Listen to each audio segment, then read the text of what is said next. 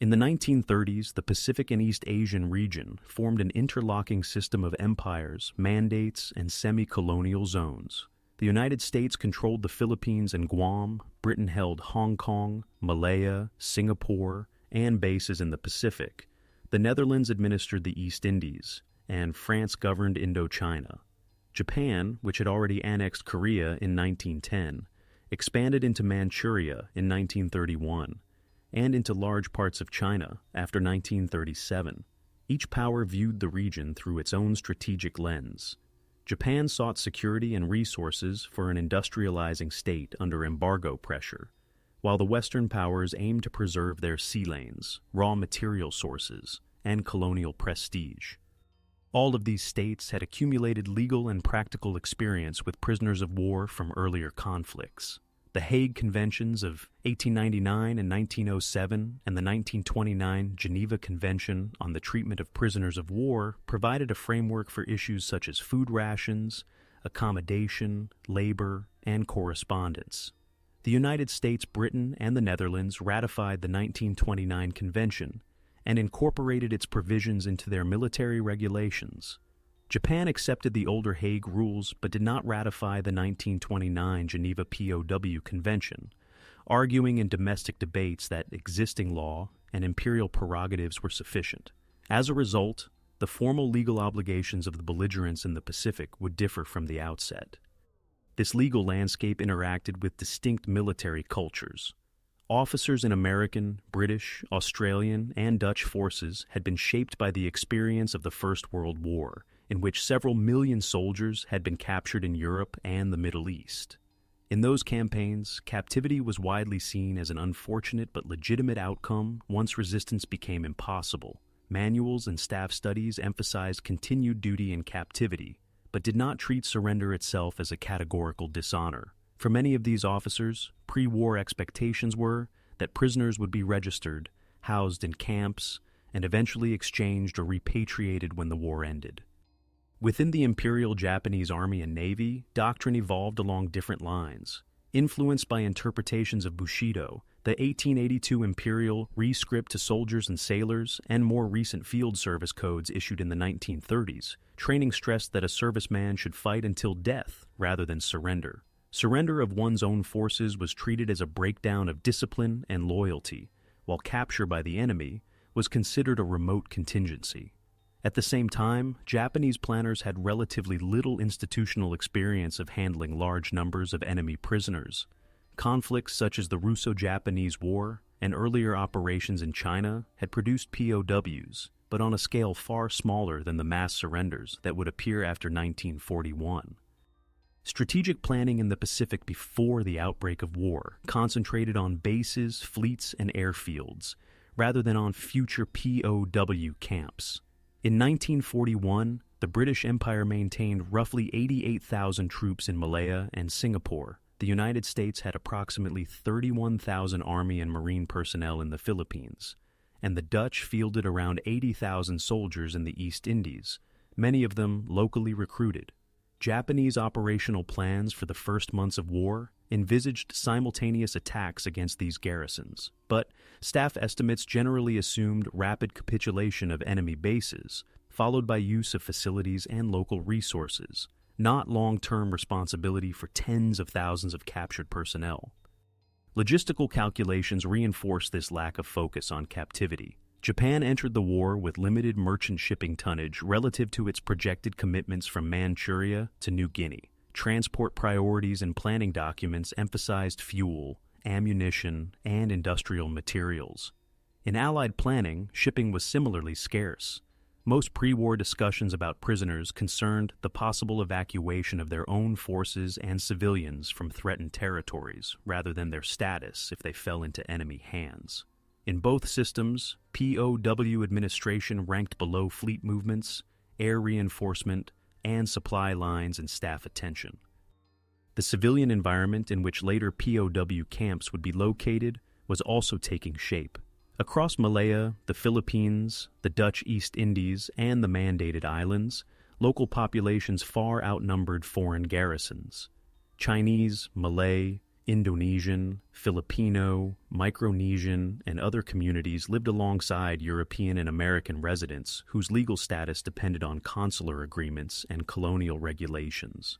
Western governments generally assumed that, in a future conflict, enemy nationals would be interned under supervision but with access to neutral inspection, as in Europe during 1914 to 1918.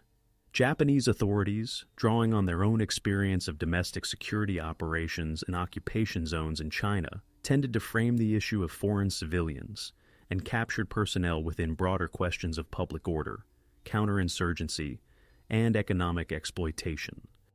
Public opinion in the main belligerent states paid limited attention to these technical issues. In the United States and Britain, newspapers and political debates focused on naval parity, embargoes, and the defense of strategic choke points such as Singapore and the Panama Canal. In Japan, media discussions highlighted encirclement, access to oil, and the creation of a new order, or co-prosperity sphere, in Asia.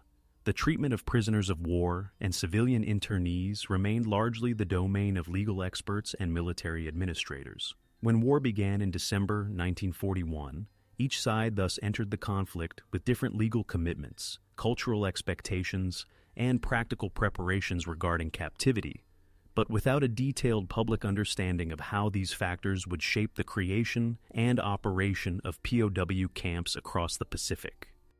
When hostilities began in December 1941, the first captures in the Pacific were relatively small in scale and improvised in character. Japanese landings in northern Malaya, attacks on Hong Kong, and the assault on Guam produced groups of prisoners numbering in the hundreds or low thousands. On Guam, approximately 550 American servicemen and a smaller number of civilian officials were taken into custody. In Hong Kong, the surrender on 25 December 1941 brought roughly 11,000 British, Canadian, Indian, and local auxiliary troops into Japanese hands. These early surrenders forced frontline commands to make rapid decisions about transport, temporary confinement, and the use of existing barracks or colonial prisons as ad hoc POW facilities. At sea, the opening phase saw another category of captives. Allied naval personnel from ships sunk off Malaya in the South China Sea or near the Philippines were occasionally picked up by Japanese destroyers and cruisers. In the first months, these survivors were often interrogated on board and then sent to shore installations. Japanese commands faced questions about where to classify such men within their administrative structures, which were built around field armies and regional garrisons rather than a centralized POW authority. The lack of an integrated registration system meant that for months, some captured sailors and airmen remained unrecorded in Allied lists, complicating later efforts to trace them.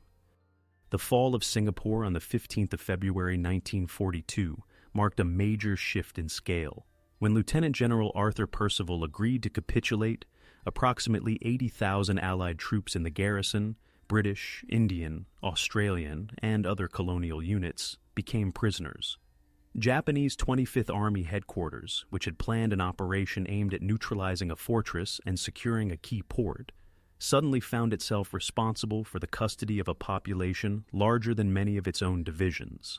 Local facilities at Changi and other sites on the island were designated as main camps, and officers were instructed to sort prisoners by rank and nationality, but food supplies, medical stores, and sanitary infrastructure reflected pre-war civilian and garrison needs rather than those of a large POW complex. In the Philippines, the sequence unfolded differently, but with similar implications. After the initial Japanese landings in December 1941, U.S. and Filipino forces withdrew to the Bataan Peninsula and to the island fortress of Corregidor. When Bataan surrendered on the 9th of April 1942, around 76,000 servicemen, approximately 64,000 Filipinos, and 12,000 Americans were taken prisoner. Japanese 14th Army staff had expected a smaller force to lay down arms in stages and did not pre-position transport, rations, or medical personnel for such numbers. The subsequent movement of prisoners northward from the front lines toward railheads and temporary camps emerged from this context of limited planning and strained logistics. Parallel developments occurred in the Netherlands East Indies. Between January and March 1942, Japanese land, sea, and air operations targeted Borneo, Sumatra, Java, and other islands. As resistance collapsed, roughly 42,000 Dutch and Indo-European military personnel, alongside several thousand British and Australian troops who had been diverted to the theater, were captured. Many were initially confined in existing colonial barracks or makeshift enclosures near ports such as Surabaya, Batavia, and Medan. Japanese Southern Army and regional naval commands had to balance the desire to secure these prisoners as labor and bargaining assets with the need to move combat units forward toward New Guinea and the Indian Ocean.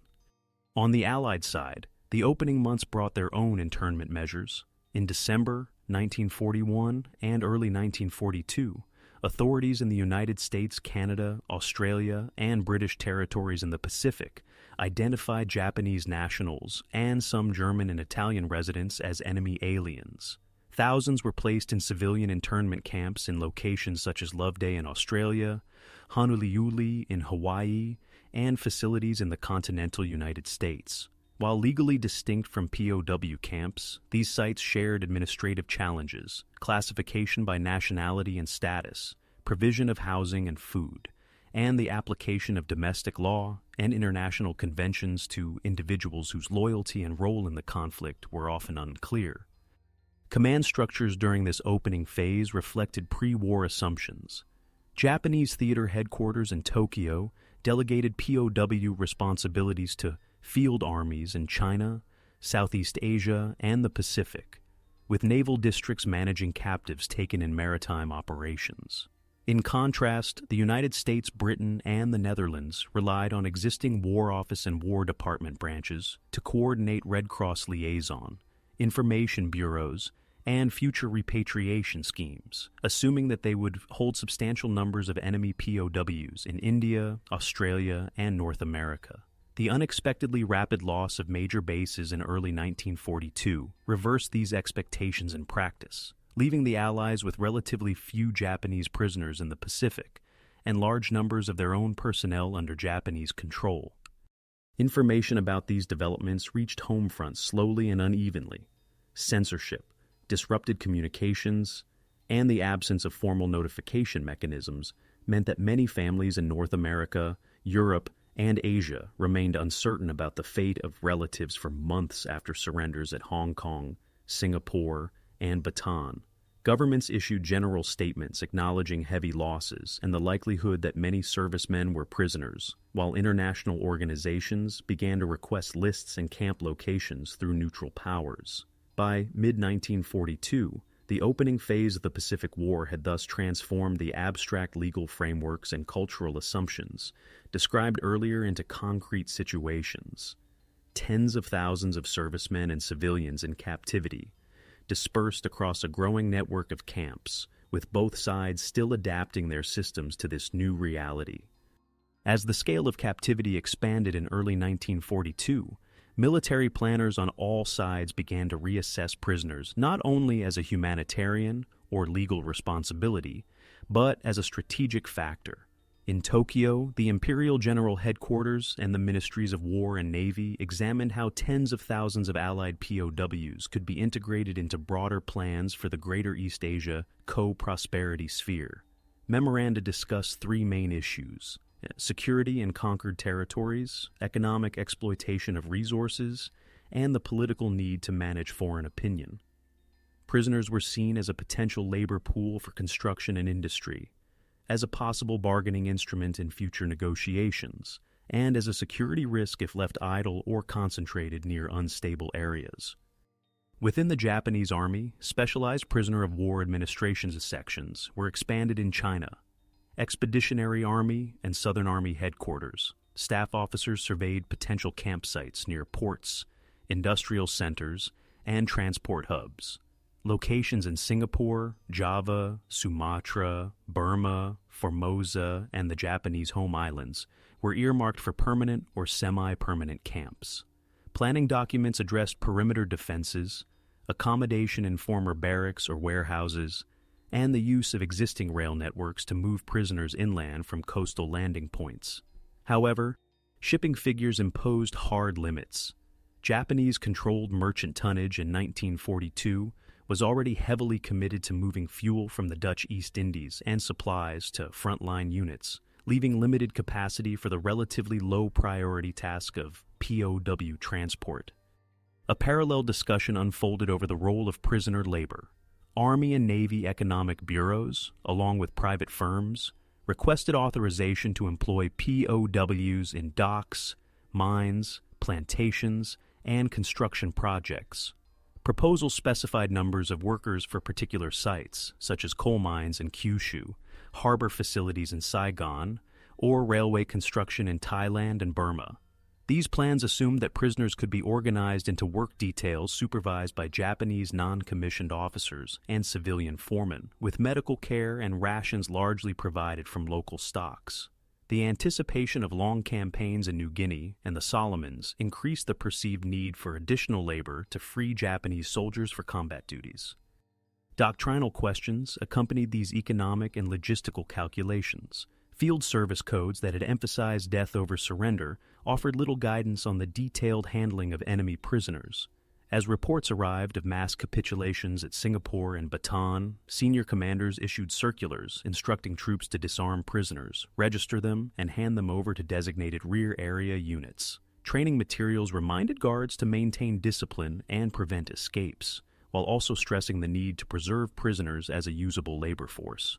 This represented an attempt to adapt existing norms to an unanticipated practical situation without fundamentally revising the underlying view of capture as a sign of weakness. Among the Allied powers, strategic thinking about POWs evolved in the opposite direction. In late 1941 and early 1942, American, British, Australian, and Dutch authorities had expected to hold significant numbers of Axis prisoners in India, Australia, and North America, while losing some of their own men in local setbacks. When the rapid Japanese advance produced large Allied surrenders instead, planning shifted toward two goals: organizing facilities for the relatively small number of Japanese POWs taken in the Pacific, and sustaining the welfare of Allied POWs held by Japan through diplomatic channels. War departments in London, Washington, Canberra, and The Hague drew on experience from the First World War to design camp layouts, rations, pay scales, and work regimes for enemy prisoners under their control. At the same time, Allied governments compiled regulations intended to ensure that their own handling of POWs conformed to the 1929 Geneva Convention and could serve as a basis for diplomatic pressure. In the United States, for example, policy outlined that Japanese prisoners would be housed in camps within the Continental Territory, employed in non-military labor such as agriculture or road maintenance, and allowed to receive mail and parcels. British and Commonwealth authorities developed comparable schemes in India and East Africa. By publicizing these regulations, Allied leaders hoped both to reassure their own servicemen and to encourage reciprocal treatment from Japan, even though they were aware that Japan had not ratified the same convention. Information and propaganda considerations were woven into these plans. Allied psychological warfare specialists recommended emphasizing the relatively orderly treatment of Axis POWs in broadcasts and leaflets, arguing that this could influence neutral opinion and potentially reach Japanese soldiers via monitoring. Japanese information bureaus, for their part, debated how much to reveal about captured Western troops. Some materials aimed at Asian audiences depicted Allied prisoners engaged in labor as evidence that colonial rule had been overturned. Domestic messaging, however, concentrated on Japanese victories and generally avoided detailed discussion of Japanese servicemen taken prisoner by the Allies in order to maintain existing concepts of honor and duty. Civilian and economic actors also shaped the emerging POW systems. Plantation owners in Southeast Asia, mining companies in the home islands, and port authorities across the region faced wartime labor shortages as local workers were conscripted or displaced. Requests to employ POWs reflected this context as much as military planning. On the Allied side, agricultural producers in North America and Australia anticipated that enemy POWs, including Japanese captured later in the war, could help fill gaps created by mobilization. Governments thus had to balance security concerns, legal obligations, and economic demands when formulating detailed regulations for camp construction, guard units, work detachments, and inspection procedures. By late 1942, strategic planning regarding prisoners of war in the Pacific had moved from abstract legal frameworks to concrete institutional arrangements, dedicated POW sections and headquarters, transport schedules, camp blueprints, and labor allocation tables. The Japanese system centered on regional commands and ad hoc adjustments to shipping and supply constraints. The Allied system, operating with far fewer Japanese prisoners in the theater but more extensive facilities elsewhere, sought to codify treatment standards and maintain channels to their own men in captivity through neutral intermediaries. These contrasting approaches would shape the way camps were established and operated once the full impact of mass captivity and long-distance transfers began to be felt. The first large-scale movements of prisoners across the Pacific brought planning assumptions into contact with terrain, climate, and limited infrastructure. In the Philippines, the capitulation on the Bataan Peninsula in April 1942 was followed by the forced march of captured U.S. and Filipino servicemen from the southern tip of the peninsula toward railheads near San Fernando. Estimates compiled after the war suggest that approximately 60,000 to 70,000 prisoners were moved over distances of 90 to 100 kilometers in tropical heat, with limited water points and improvised guard arrangements. Mortality during this transfer has been variously calculated between 5 and 10%, with deaths from dehydration, disease, exhaustion, and violence. Japanese line units designated to escort the columns operated under orders to move the prisoners quickly to make way for further operations, while local civilians along the route interacted with the columns by attempting to pass water or food under varying degrees of restriction. At Singapore, the concentration of Allied troops at Changi created a different pattern. British, Indian, Australian, and other personnel were confined in former barracks and nearby civilian facilities. Within weeks, Japanese camp authorities began selecting work parties for tasks such as repairing the docks, clearing debris, and maintaining airfields. Prisoner self-administration emerged, with senior Allied officers organizing internal discipline, medical care, and record-keeping. Ration scales, based on Japanese Army practice and local supply, were lower in calories and different in composition from pre-war garrison diets, contributing to weight loss and increased susceptibility to malaria, dysentery, and other diseases. At the same time, the high concentration of medical officers and orderlies in Changi allowed the establishment of functioning hospitals and laboratories, which documented disease patterns and attempted to mitigate them with limited drugs and equipment. In Hong Kong, the camps at Sham Shui Po and Argyle Street housed roughly 7,000 to 8,000 British, Canadian, and local prisoners. Here, too, there was an early emphasis on labor. Prisoners worked on road maintenance, dock facilities, and other tasks within the colony. The presence of the International Committee of the Red Cross in the region, operating through the Swiss consulate, allowed occasional inspections and the transmission of reports through neutral channels. These visits recorded housing density, food issues, and the availability of medical care. They also provided one of the earliest external sources of information to Allied governments about the conditions in Japanese-run POW camps, alongside censored letters and broadcasts. Across the newly occupied territories, Japanese authorities began transferring selected groups of prisoners to more distant locations. Drafts of Allied POWs from Singapore and Java were shipped to camps in Formosa, the home islands, and Manchuria to work in mining, heavy industry, and docks.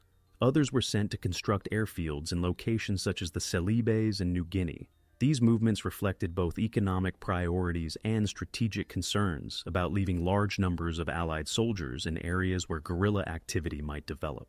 Transport conditions varied according to ship availability and escort arrangements. In many cases, prisoners were confined below decks with limited ventilation and sanitation, and voyage durations could extend for weeks because of routings and convoy schedules. On the Allied side, the first Japanese POWs in the Pacific Theater were captured in small numbers during naval and island actions such as those at Wake Island and in the Aleutians. These prisoners were transported to camps in Hawaii, Australia, and the continental United States. There they encountered a system shaped by the 1929 Geneva Convention and by U.S. and Commonwealth regulations. Japanese POWs were issued uniforms, housed in barracks, and organized into work details for agriculture, forestry, and camp maintenance.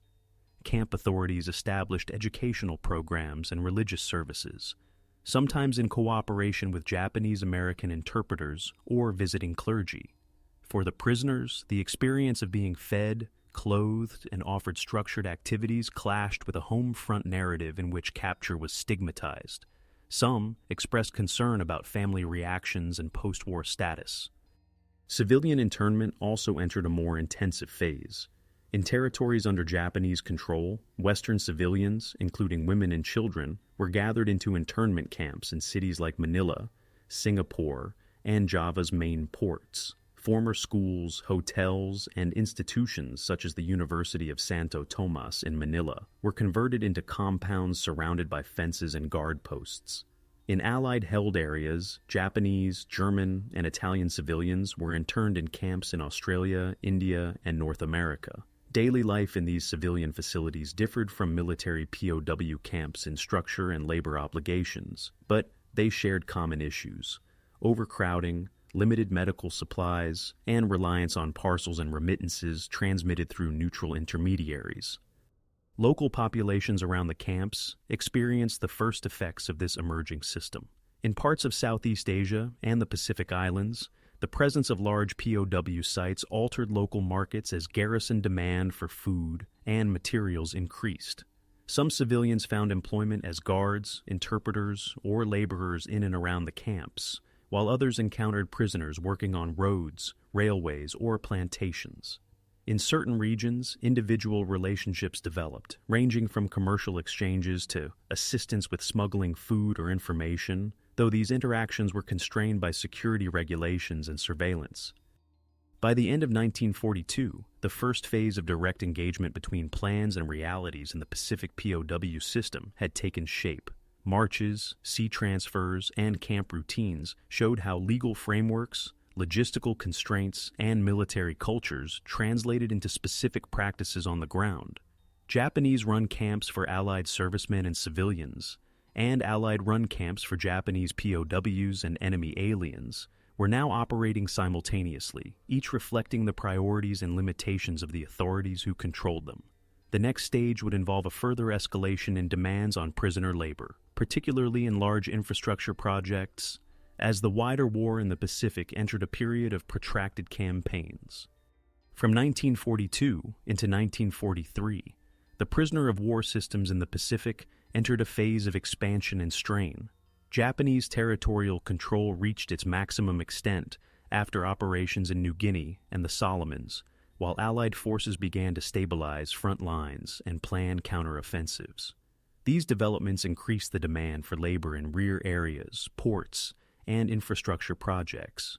Allied POWs and Asian civilian laborers became central to these plans, particularly in Southeast Asia, where geography and Allied naval pressure complicated supply lines.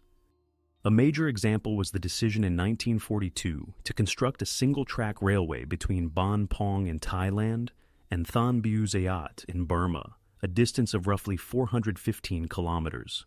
Japanese planners in Southern Army and Railway Engineer units assessed that existing sea routes through the Bay of Bengal were increasingly vulnerable to Allied submarines and aircraft. A land route would allow movement of troops and supplies to the Burma front, even if maritime losses increased.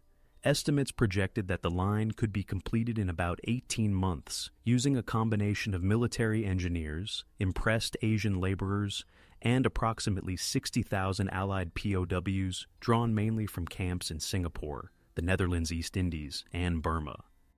The project quickly generated a concentration of prisoners and civilians in remote jungle regions with limited pre-existing infrastructure. Along the route, camps were established at intervals to house work parties assigned to cutting embankments, laying track, and building bridges. Medical reports compiled after the war suggest that disease incidence among POWs, especially malaria, dysentery, cholera, and tropical ulcers, rose sharply during peak construction periods in 1943. Mortality among Allied prisoners on the line has been estimated at around 12,000, while among 180,000 to 200,000 Asian laborers recruited or conscripted from Malaya, Burma, Java, and Thailand, deaths are generally estimated in the tens of thousands. Japanese engineer units, themselves subject to disease and supply shortages, had to balance output targets with the diminishing capacity of their workforce. The strain was not confined to the railway. On Formosa and in the Japanese home islands, industrial firms requested additional POW labor for coal mines, steel works, and dockyards. Camps were established near cities such as Nagasaki, Osaka, and Yokohama. Here, prisoners encountered different conditions: colder climates, more industrial accidents, and periodic air raid alarms as Allied bombing campaigns extended their reach. Japanese authorities introduced work quotas, canteen systems, and internal discipline regulations aimed at maintaining production while limiting escapes and resistance. Coordination between military guard units and civilian managers sometimes produced differing priorities, with one side emphasizing security and the other output. In the Central and South Pacific, forward bases such as Rabaul, Truk, and various island airfields also employed POW labor for construction and maintenance.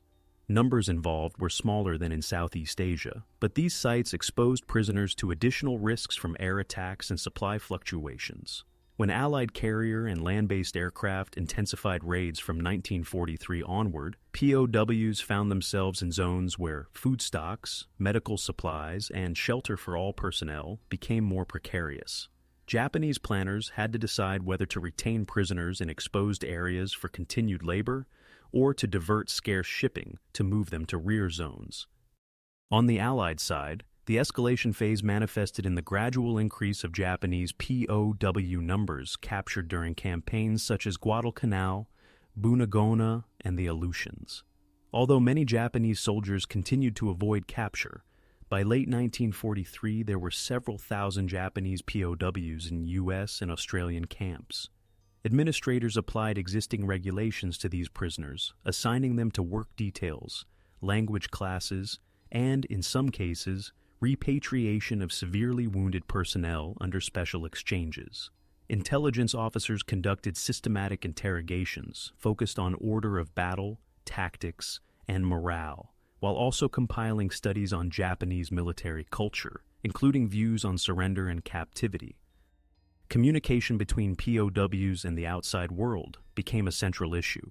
The International Committee of the Red Cross, working through Swiss and other neutral diplomats, sought to deliver food parcels, medical supplies, and correspondence to Allied prisoners in Japanese hands.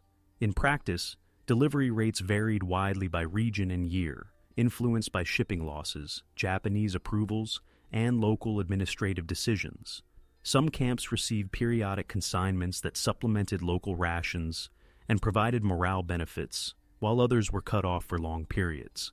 Japanese authorities weighed the propaganda value of allowing parcel distribution and external inspections against concerns about revealing camp locations and conditions to potential adversaries. The political dimension of captivity grew more prominent as news of specific events filtered out. In the United States, Britain, Australia, and the Netherlands, reports from repatriated medical personnel, escaped prisoners, and Red Cross summaries informed parliamentary debates and press coverage. Governments publicized adherence to international conventions in their own POW and internment camps, while filing diplomatic protests through neutral channels about treatment of their nationals. In Japan, press references to Allied POWs generally framed them as evidence of military success, or, in some cases, as a source of useful labor. Information about Japanese POWs held by the Allies remained limited and tightly controlled, reflecting continued official unease over the implications of capture. Around the camps themselves, local crises were unfolding. In parts of Burma and Thailand, the influx of tens of thousands of workers for the railway altered land use, labor markets, and public health. Villages near the line experienced increased demand for food and materials, sometimes creating shortages or new commercial opportunities. Local authorities had to manage movements of civilians, recruitment of laborers, and the presence of foreign prisoners under Japanese guard. In the home islands, communities adjacent to industrial camps saw an expansion of factory production and changes in neighborhood composition as POWs appeared in guarded work parties. By late 1943, the POW and internment systems across the Pacific had thus entered a phase characterized by larger work projects, higher disease and casualty rates among prisoners and laborers, and growing political attention. Japanese commands were attempting to use captives to compensate for shortages of manpower and secure key logistical routes, while Allied governments were consolidating their own POW regimes and placing increasing emphasis on documentation and protest. The cumulative pressures of extended war, limited resources, and expanding infrastructure projects pushed both systems toward their limits, setting the stage for further crises as the strategic balance in the Pacific began to shift. By 1944, the system of captivity in the Pacific reached its greatest extent as the wider military campaign intensified on multiple fronts. Japanese forces still held a broad arc from Burma and Malaya through the Netherlands East Indies to the Central Pacific, but Allied offensives at Imphal and Kohima in New Guinea, the Marianas, and the Palaus began to push that perimeter back. At this stage, estimates suggest that between 100,000 and 120,000 Allied prisoners of war were under Japanese control across Asia and the Pacific, alongside several 100,000 Asian civilian laborers who worked under guard in conditions similar to those of POWs. On the Allied side, Japanese prisoners remained comparatively few, numbering in the low tens of thousands in U.S., Australian, and Indian-administered camps. The peak of large-scale infrastructure projects overlapped with major military operations. Work on the Thailand-Burma Railway continued into 1944, with reduced but still significant POW and civilian labor details tasked with maintenance, repair, and branch lines. In Burma itself, as Japanese forces fought British Indian and Chinese units along the Arakan coast and around Imphal, POWs and conscripted laborers were employed on road building and airfield construction to sustain frontline formations. Japanese logisticians faced the combined effect of Allied air interdiction, monsoon conditions, and overused routes, which limited their ability to deliver food and medical supplies to both combat units and rear area camps. In maritime regions, the pressure of Allied submarine and air campaigns on Japanese shipping created new hazards for prisoners. Allied submarines targeting cargo and troop convoys in the South China Sea, the East China Sea, and around the Philippines reduced Japan-controlled merchant tonnage by thousands of tons per month.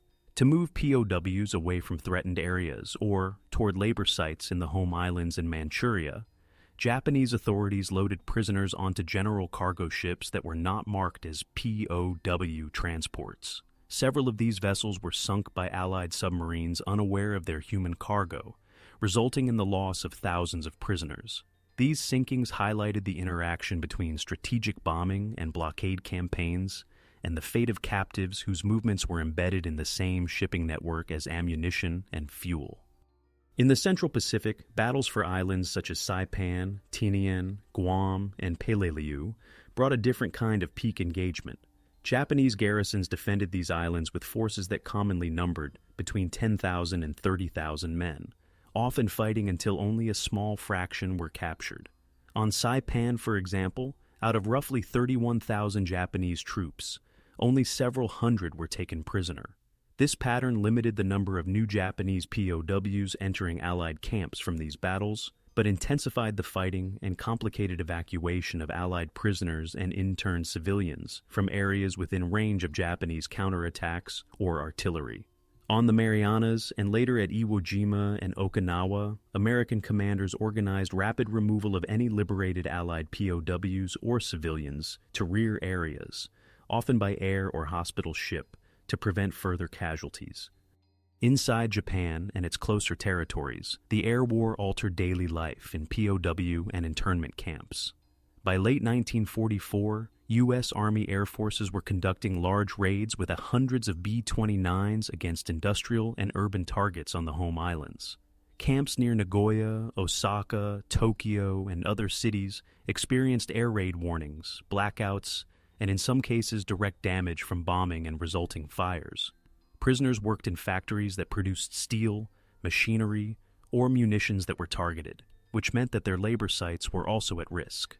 Japanese authorities sometimes relocated camps or dispersed work detachments to smaller towns, but the need to keep production going limited the scope of such measures. For local civilians, the presence of POW compounds added another factor to decisions about sheltering, evacuation, and allocation of scarce building materials after raids.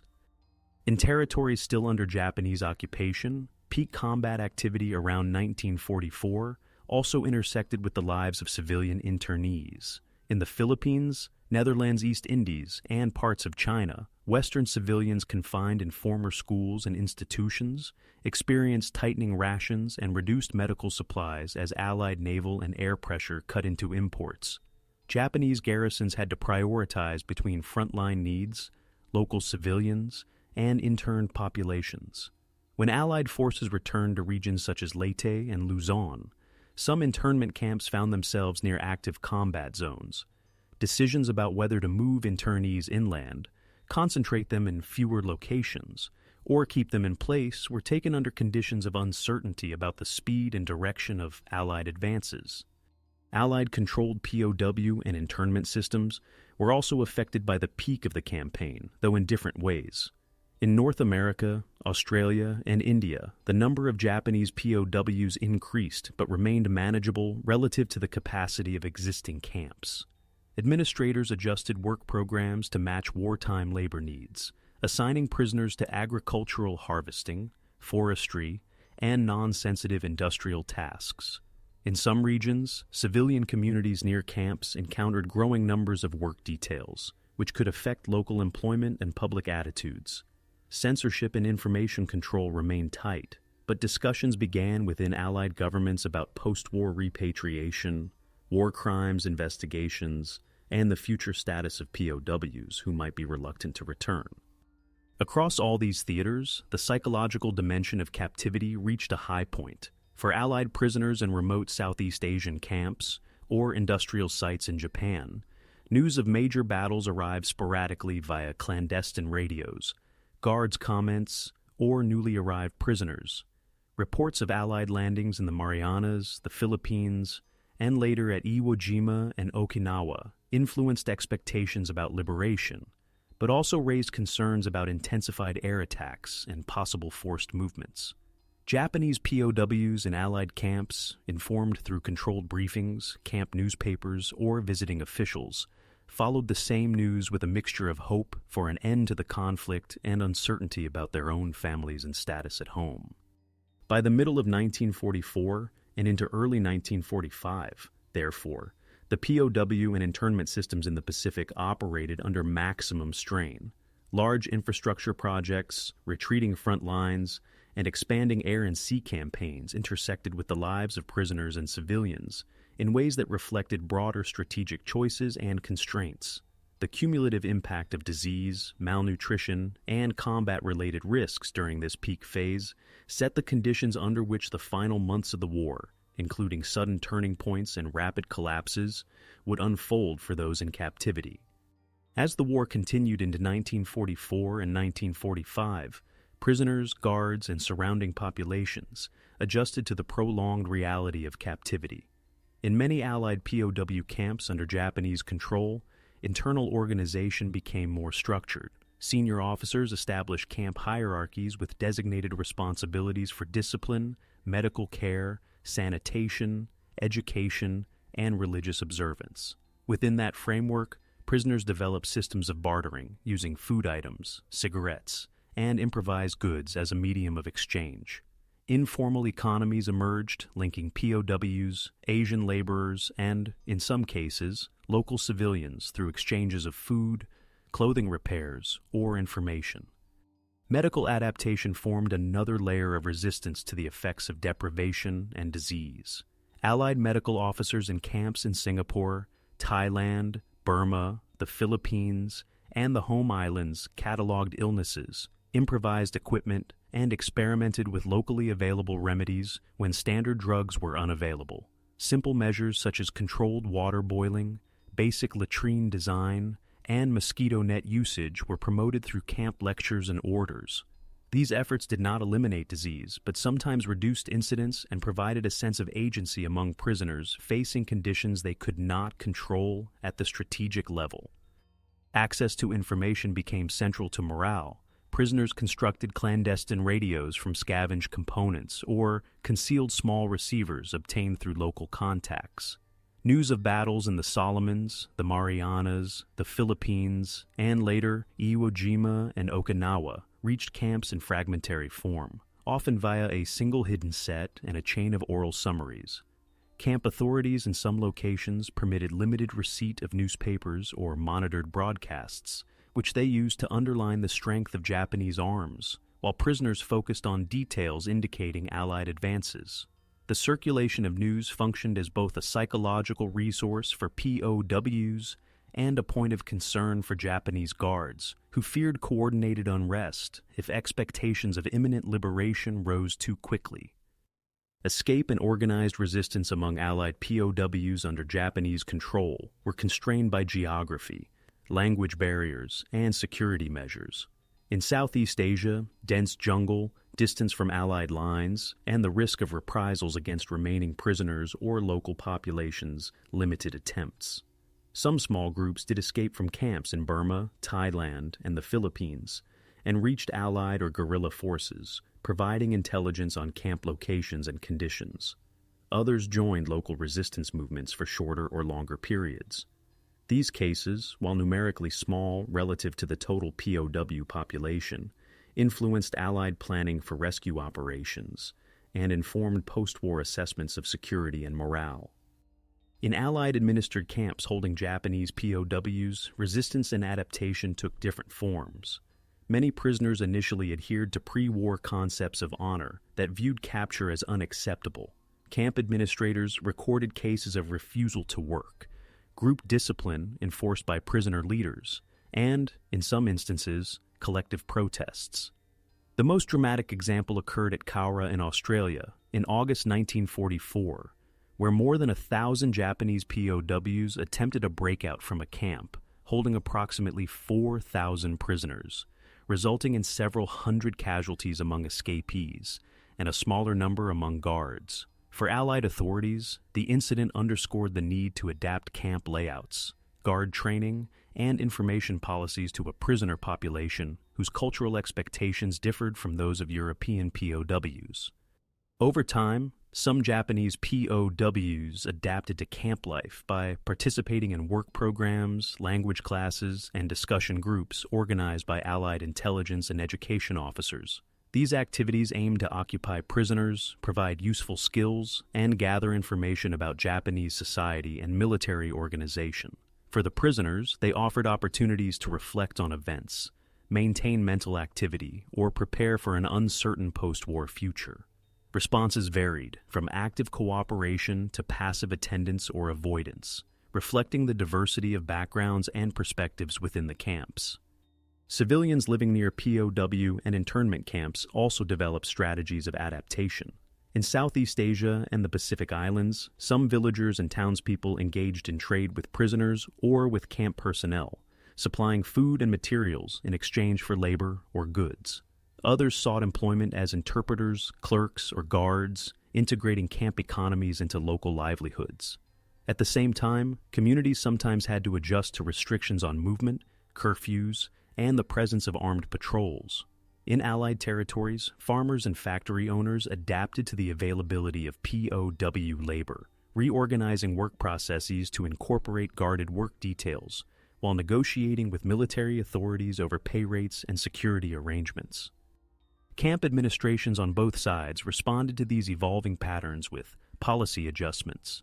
Japanese commands issued new regulations on ration distribution, camp discipline, and relations with local civilians, sometimes centralizing authority in regional POW headquarters to standardize practices. Allied authorities refined guidelines for work assignments, recreation, and educational programs for Japanese prisoners, seeking to prevent unrest while maintaining compliance with international conventions. In both systems, experiences from earlier years of the war informed changes in camp design, such as revised fence configurations, watchtower placement, or the segregation of particular groups of prisoners considered influential or problematic. Psychologically, prolonged captivity required adaptations that went beyond formal structures. Allied POWs developed routines around roll calls, work parties, and meal times, using sports, lectures, and religious services to create a sense of continuity. Japanese POWs in Allied camps formed study circles, wrote poetry, or participated in cultural events permitted by camp authorities. Civilian internees organized schools for children, communal kitchens, and internal committees to manage daily tasks. These activities did not remove the constraints of captivity, but they shaped how individuals and groups experienced the final stages of the war, influencing their expectations of how and when it would end, and how they might re-enter societies transformed by years of conflict. The turning point for prisoners in the Pacific emerged as Allied offensives reached areas where large POW and internment populations were held, and as Japanese decision-makers confronted the prospect of defeat. In 1944 and early 1945, Allied intelligence organizations systematically compiled information on camp locations, strength, and conditions. Sources included aerial photography, interrogation of Japanese POWs, reports from escaped prisoners and local resistance groups, and intercepted communications. Mapping sections in theater headquarters in India, Australia, and the Central Pacific overlaid this data with operational plans, identifying camps near projected invasion routes in the Philippines, Borneo, Malaya, and the home islands. In the Philippines, the return of U.S. forces to Leyte in October 1944 and to Luzon in January 1945 brought Allied units into proximity with major POW and civilian internment sites. One example was the camp near Cabanatuan, which held roughly 500 prisoners, many of them survivors of earlier campaigns. U.S. planners, drawing on information from local guerrilla networks and aerial reconnaissance, decided to mount a limited objective raid ahead of the main front. In late January 1945, a force of approximately 120 U.S. Army Rangers, supported by several hundred Filipino guerrillas, advanced behind Japanese lines, attacked the camp garrison, and withdrew with most of the prisoners. The operation involved casualties among both rescuers and Japanese troops, but it demonstrated a new willingness to commit frontline resources specifically to the recovery of POWs. Similar dynamics appeared around Manila, where internment facilities such as the University of Santo Tomas and Bilibid Prison held thousands of civilian internees and some military prisoners. As U.S. units approached the city in early 1945, Japanese forces debated whether to withdraw, defend, or relocate internees. Decisions varied by command and unit. In some cases, local Japanese officers concentrated internees in central compounds and negotiated or fought as Allied troops reached the area. In others, columns of prisoners were moved by road under difficult conditions. For Allied commanders, rapid advances had to be balanced against urban combat constraints and the need to avoid firing into compounds where their own nationals were concentrated. In Burma and Thailand, the advance of British Indian and Allied forces in 1944 to 1945 along the Irrawaddy and into central Burma led to the gradual uncovering of camps associated with the railway and other projects. As Japanese formations withdrew toward Thailand and Malaya, they faced choices about whether to evacuate prisoners by land or river, leave them behind under guard, or abandon them. Some columns of POWs and Asian laborers were marched for weeks through monsoon conditions toward new sites, with significant mortality from disease and exhaustion. Other camps were overrun with little or no resistance as Japanese rear guards disengaged. Medical officers accompanying Allied units documented high rates of malnutrition and illness among prisoners encountered during these advances, while engineering units attempted to restore minimal sanitation in recaptured camps. At sea, the turning point had a different character. By 1944, Allied submarines had sunk a substantial portion of Japan-controlled merchant shipping. Japanese authorities still attempted to move POWs between theaters, either to employ them in labor or to prevent their liberation as fronts collapsed. When transports carrying prisoners were sunk, the majority on board often perished because they were held below decks, and Allied attackers did not know of their presence. These incidents later influenced Allied deliberations about whether to attack all shipping or to attempt discrimination based on intelligence about potential POW movements, a difficult task given the limited information available at the time. Within the Japanese High Command, the prospect of an invasion of the home islands and the cumulative effects of bombing, blockade, and battlefield reverses led to internal debates about the status of prisoners. Some regional commands issued instructions to disperse POWs from coastal areas, move them inland, or tighten security measures in case of unrest or attempted rescue operations. Others considered the potential use of prisoners as bargaining assets in any future negotiations. Orders and guidelines regarding the handling of POWs in the event of invasion or internal disorder were drafted and circulated, but implementation varied widely at corps, division, and camp level, shaped by local assessments of the military situation and available resources. On the Allied side, planning for the final stages of the war included increasingly detailed provisions for the rapid securing and relief of POW and internment camps immediately after any Japanese surrender or local collapse. Joint staff studies for operations against Japan, including projected landings on Kyushu and Honshu, allocated specialized units for camp seizure, medical screening, and emergency supply. Air transport squadrons were earmarked to deliver food, medical teams, and liaison officers once airfields near major camps were secured. Naval planners considered the use of hospital ships and transports to evacuate weakened prisoners from forward areas to rear hospitals in the Philippines, Australia, or India. The turning point sharpened in August 1945. The atomic bombings of Hiroshima on the 6th of August and Nagasaki on the 9th of August, combined with the Soviet declaration of war on Japan and operations in Manchuria beginning on the 9th of August, altered calculations in Tokyo about continuation of the conflict. As the Japanese government moved toward acceptance of the Potsdam Declaration, questions arose within military and civilian bureaucracies about how to implement a ceasefire and what instructions to issue regarding foreign prisoners. On the 15th of August, the Emperor's broadcast announcing Japan's intention to accept the terms reached Japanese forces and, in some locations, POW camps. In others, delays in communication or local interpretations of orders produced periods of uncertainty during which guards and prisoners were unsure whether hostilities had legally ended.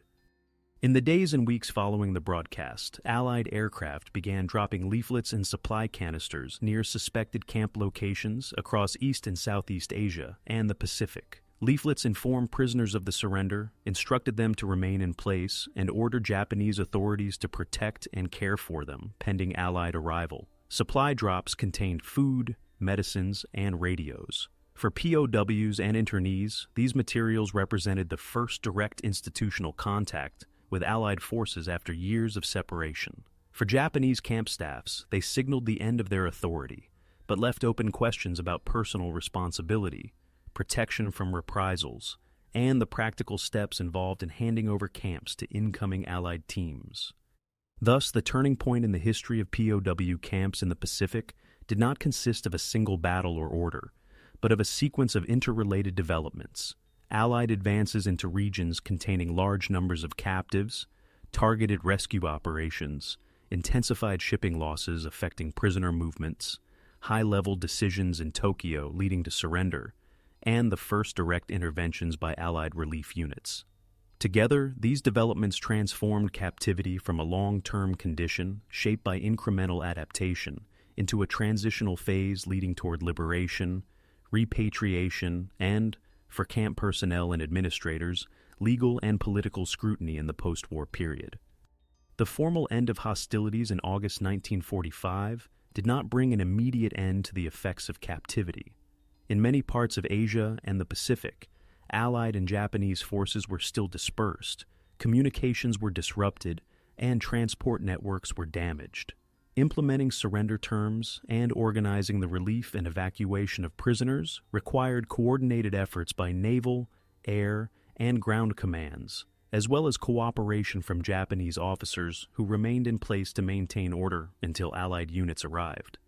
In Southeast Asia, Allied missions designated as Recovery of Allied Prisoners of War and internees teams began entering former Japanese-held territories in late August and September 1945. In Singapore, Bangkok, Rangoon, and Batavia, advance parties arrived by air to secure airfields and port facilities, then moved rapidly to known camp locations. They found Allied prisoners of war and civilian internees in varying states of health, often concentrated in central compounds after earlier dispersal. Medical officers conducted rapid surveys, classifying individuals according to urgency of treatment, and organizing temporary hospitals in existing buildings or tented facilities. Priority for evacuation by ship or aircraft generally went to those in the poorest condition, though capacity constraints meant that some groups remained in country for weeks or months. Throughout the Netherlands, East Indies, and the Philippines, similar patterns emerged. In Manila, internees from facilities such as Santo Tomas and Los Banos had already been liberated earlier in 1945, but other camps in more remote areas were reached only after the general surrender. In Java, Sumatra, and Borneo, Allied teams negotiated with local Japanese commands to concentrate prisoners at major ports, while Japanese forces provided guards and basic rations under Allied supervision. Tensions sometimes arose over responsibility for maintaining order during the transitional period, especially in regions where local nationalist movements were beginning to challenge the reimposition of European colonial authority. In Burma and Thailand, the collapse of organized Japanese resistance allowed Allied units to move along the former railway and road networks, reaching camps that had been partially evacuated or left in place. Engineers and medical personnel worked to stabilize water supplies and sanitation, while arranging transport by rail, rivercraft, or aircraft to staging areas such as Rangoon and Bangkok. Documentation teams collected records, interviewed camp staff and prisoners, and mapped sites for future reference. Asian civilian laborers who had worked alongside POWs often did not fall under the same repatriation schemes. Their return to home areas depended on local authorities, voluntary agencies, or their own resources. In the Japanese home islands, occupation forces under Supreme Commander for the Allied Powers, SCAP, landed in late August and early September 1945. One of their tasks was to secure and inspect POW and internment camps near ports, industrial centers, and rural sites. Allied liaison officers, accompanied by Japanese interpreters and administrators, visited each camp, verified prisoner rolls, and arranged the transfer of authority. In many cases, Japanese guards remained at their posts until formally relieved, then surrendered weapons and awaited processing as prisoners or demobilized soldiers. Allied prisoners were moved to assembly centers near ports such as Yokohama and Nagasaki for onward transport by ship to the United States, Australia, or Britain, often via intermediate stops in the Philippines or Hawaii. At sea, Allied navies organized large-scale repatriation operations using troop ships, hospital ships, and converted cargo vessels. The United States and Commonwealth countries launched what became known collectively as repatriation and demobilization programs, carrying hundreds of thousands of servicemen, including former POWs, from the Pacific back to their home countries. On board, medical teams monitored weight gain, treated tropical diseases, and recorded case histories. For many prisoners, these voyages represented the first extended period of relative security and adequate nutrition in several years, but also the beginning of readjustment to societies that had changed during their absence.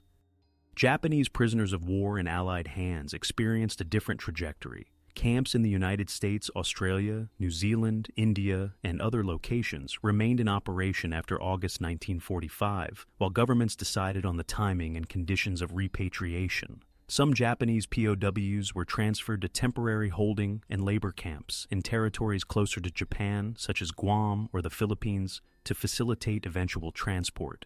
Others were retained for longer periods to testify in war crimes investigations or to assist with translation and liaison tasks.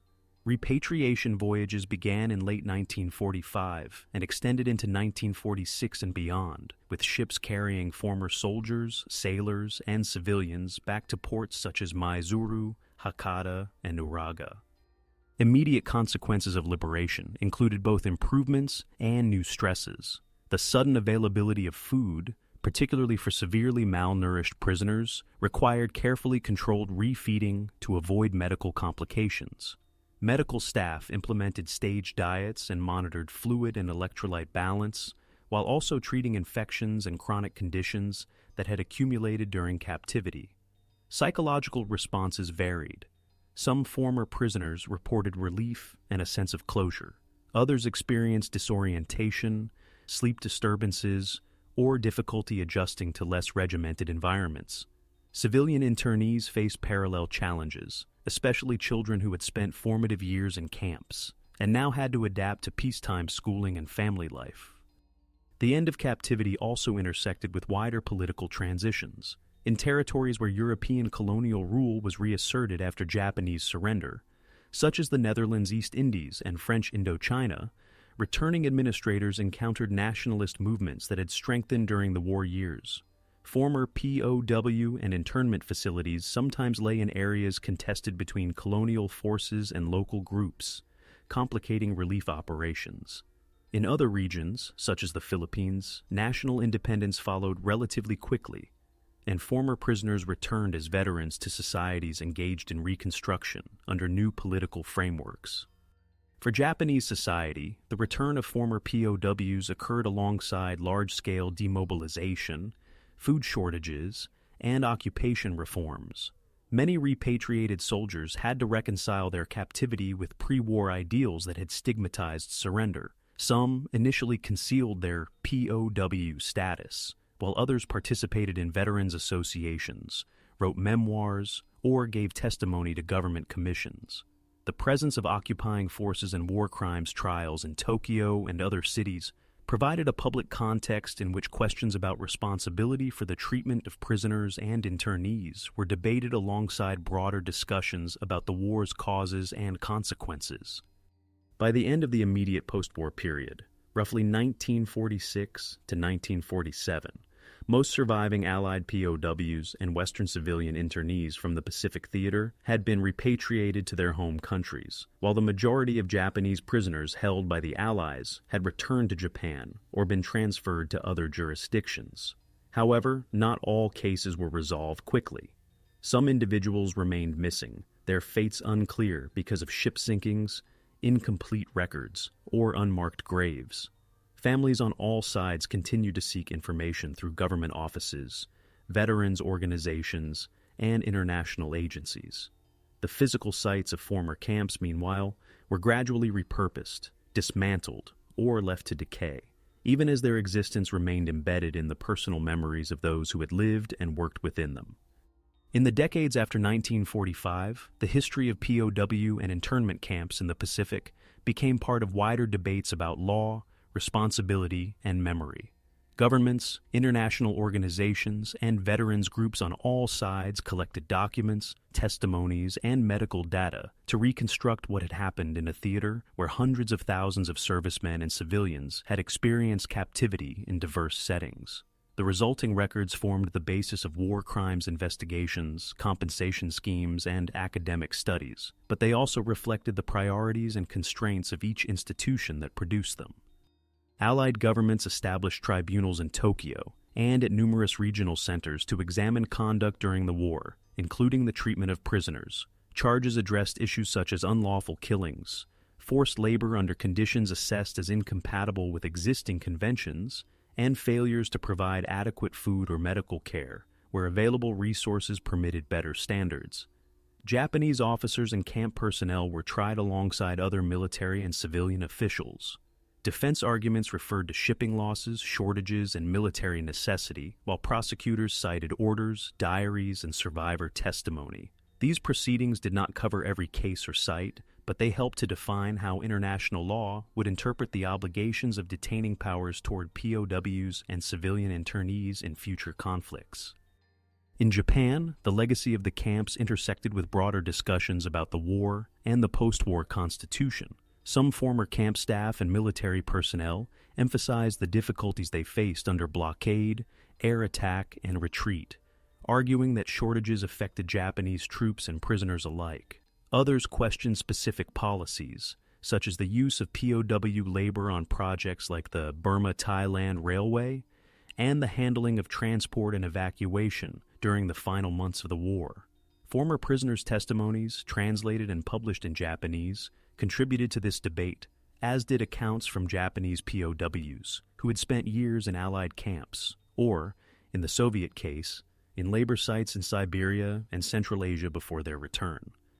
In Allied countries, the experience of captivity in the Pacific acquired a distinct place in public memory compared to the European theater. For Britain, Australia, the Netherlands, the United States, Canada, and other states, the fate of POWs in Asia was often contrasted with that of prisoners in Germany and Italy, where the 1929 Geneva Convention had been more widely applied.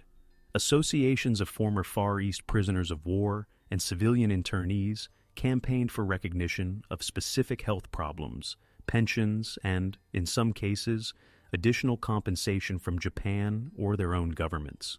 Their publications and commemorations highlighted particular sites and events, such as the Burma-Thailand Railway, the Bataan Marches, and industrial camps in the home islands, which became reference points in national narratives.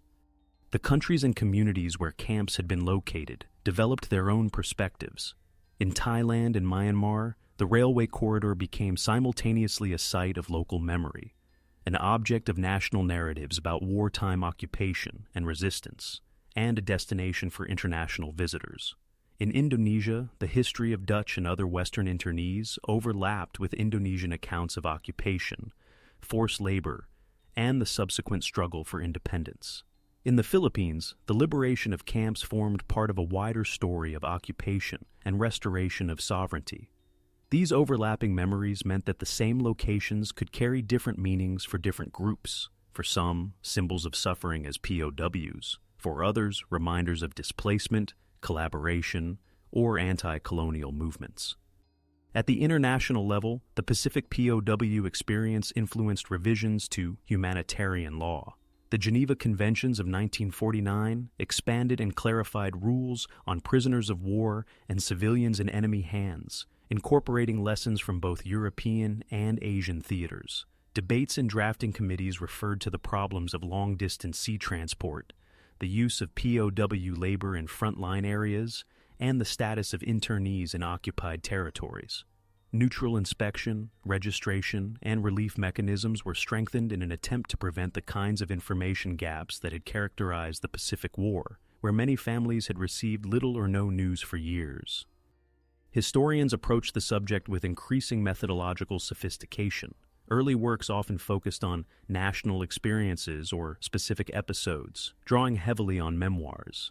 Later studies integrated Japanese archives, shipping records, medical statistics, and local sources to construct more comprehensive accounts. Comparative research examined similarities and differences between POW systems in Asia and those in Europe, as well as between POWs and other categories of forced laborers, including conscripted Asian civilians. This scholarship highlighted the need to analyze decisions about prisoners in relation to broader strategic factors such as shipping capacity, industrial priorities, and military doctrine, rather than treating camps as isolated phenomena. The legacy of Pacific POW camps also influenced military and political decision-making in later conflicts. Armed forces incorporated case studies from the Second World War into training on the laws of armed conflict, emphasizing responsibilities toward captives and the potential long-term consequences of non-compliance for international reputation and post-war relations. Governments planning operations in Asia and elsewhere considered the political impact of the capture of their own troops, the handling of enemy POWs, and the visibility of camp conditions in an era of expanding media coverage and international monitoring. On the individual level, the long-term effects of captivity persisted in physical and psychological health. Former prisoners from all sides reported chronic conditions linked to malnutrition, infectious disease, and injuries sustained during marches, labor, or bombardment. Some experienced difficulties reintegrating into post-war societies, while others became active in veterans organizations, educational projects, or reconciliation initiatives involving former adversaries. Meetings between ex-POWs and former camp personnel, conducted in various countries from the late 20th century onward, provided opportunities for personal acknowledgement and exchange of perspectives, though participants interpreted these encounters in diverse ways. As the wartime generation has aged, the material traces of many Pacific POW and internment camps have diminished. Some sites have been replaced by urban development, agriculture, or new infrastructure. Others have been marked by memorials, museums, or preserved structures. The continued study and commemoration of these locations reflects an ongoing effort to understand how a global conflict shaped the lives of individuals who became prisoners, guards, or surrounding civilians. The history of POW camps in the Pacific, seen across military, political, economic, and social dimensions, thus remains an integral part of the wider story of the war and its aftermath, illustrating how strategic choices and legal frameworks translated into concrete experiences for those caught within systems of captivity.